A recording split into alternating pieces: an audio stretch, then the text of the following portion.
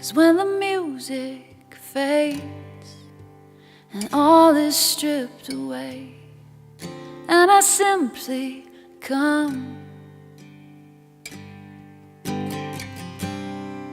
longing just to bring something less of worth. Hello, everybody. This weekend, what a special weekend. We always end the calendar year on the liturgical calendar with this great feast day of Jesus Christ as King of the universe. He is the King because he has conquered sin and death. And in our gospel this weekend, we see his death and how he conquered it with such humility and this amazing sacrifice of his own life and blood poured out for you and for me. And so we honor him as our king. But this kingship and sacrifice go hand in hand. And so what I want to talk to you today about is sacrifice, because this is what the king has laid out. This is what we're supposed to follow. This is what is the recipe for success. The word sacrifice comes from two Latin words, sacra, which means holy, and facere, which means to make. And so you see the word sacrifice put together from those two Latin words means to make holy. What makes for a good coach? But a coach who has to sacrifice his own time and his own gifts for the benefit of the team. The best coaches are the coaches that sacrifice the most. What makes for a good teammate, a good captain, a good athlete? But the athlete who has made so many sacrifices, sacrificing time with friends, sacrificing time where you could be sleeping or doing other things, but instead you're sacrificing, you're training, you're preparing, you're getting better. Those sacrifices make you a better athlete, a better coach. What makes for a best teacher, but a teacher who has sacrificed so much in their life to lesson plan and prepare for their class to meet the students where they're at so that they can present the information to the best of their ability. The key ingredient to success that the king shows us is sacrifice. And this is the one great sacrifice that makes our faith holy, our church holy, and our souls in his image and likeness holy. The key ingredient is sacrifice.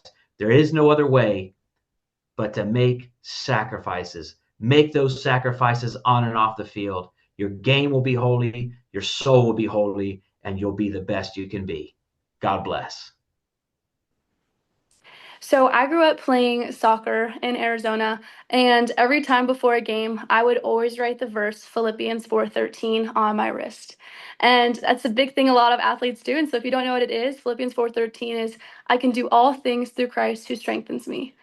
And I just loved that verse because I could look back at it and just remind myself when I messed up that it's like the Lord has it, it's going to be okay. But honestly, if I'm being honest, there's many times that I used it as kind of something to keep me in check rather than something to actually believe. And I tied it really mainly just to my sport. And so we don't focus sometimes, at least I didn't always focus on the all part of it. And so I just kind of want to talk about how, like, in your sport, to trust the Lord and the fact that He does have you, and He has, even in the moments that we mess up and the mistakes that we make, that He is not just trying to be there for you in the good moments, but He wants to be there with you in every single moment.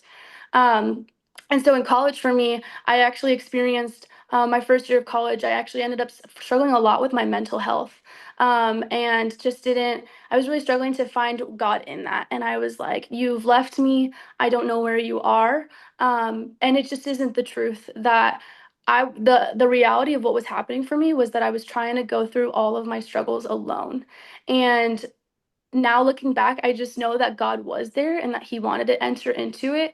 And so that's where we have to really come back to that moment of I can do all things through Christ who strengthens me. Like He strengthened me in that time and He wants to strengthen you. But the question for you to really look at is, are you looking to Him in every moment, not just the good? And so, yeah, if you're someone who struggles with just kind of your mentality in the game, I recommend you talking to someone. Like, people can help you in that, um, because just like we have to train our body, we also have to train our mind. And so, looking even closer to the next verse was actually 4 verse 17, and it talks about, not that I seek the gift, but I seek the fruit which increases to your credit. And I think sometimes we don't think about that so much. We focus on how can we be praised or seek like validation from the world. And so I want you just to always, everything that you do, how can you give more credit to God through your sport? So if you're ever winning the games, always give the glory back to God. He put you in the position, and trust the gift that you were given. Thanks.